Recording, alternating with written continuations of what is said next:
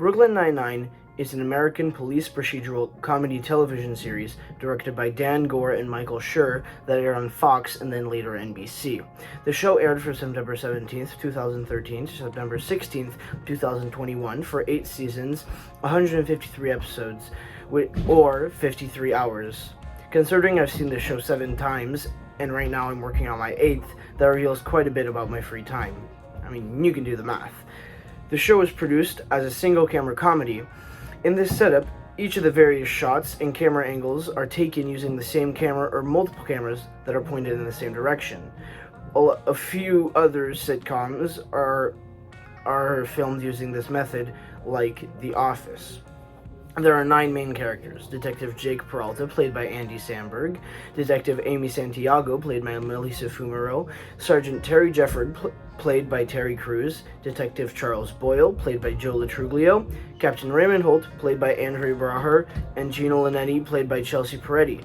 There are also amazing secondary characters, such as the Pontiac Bandit / Doug Judy, Bill, and Adrian Pimento. There isn't a huge overarching story that spans the whole 8 seasons, but we mostly just follow the day-to-day life of our detective squad. But from time to time, there are also 2 or 3 episode-long stories and big season-long or semi-season-long events.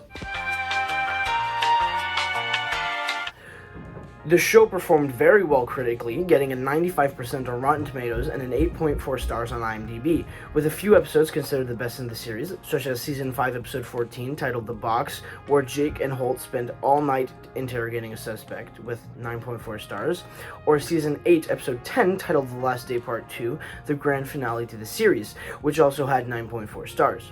Personally, my favorite episode is The Box. The show was also nominated for 129 awards and won 18, including 2 Primetime Emmys. What I find the show does best is comedic element and how it isn't just a regular old, boring, dark and gritty comp show. It embraces the crazy and funny. Sometimes the humor is quite out there, with Hitchcock and Scully being weird and gross all the time, Gina being intense and self-centered, or Jake just being Jake. Go take another crack at Whitman. You've been in there like 5 times. What are you gonna do? Annoy him into talking? Ha ha. 2, 3, 4.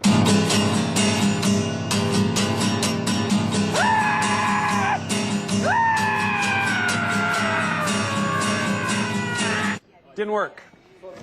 What I also find great is how there is actual character development, unlike other TV sitcoms.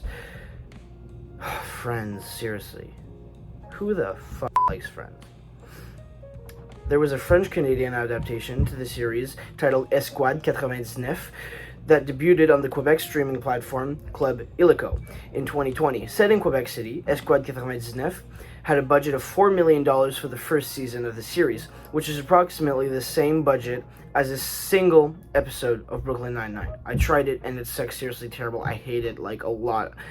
I get quite mad at this show for no reason, just it makes me mad.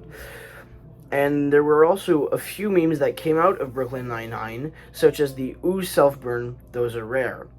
Now, the target audience for Brooklyn Nine-Nine is basically everybody, since it has a median age of just 39, and it was evenly split in between the genders of 49% female and 51% male.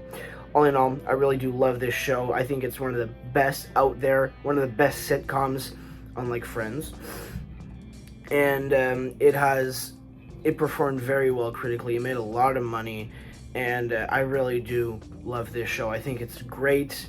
I think that it is one of the best sitcoms, and I am repeating myself, but this needs to be heard. Brooklyn Nine-Nine is just amazing, and this is why I'm giving it a 39 out of 40.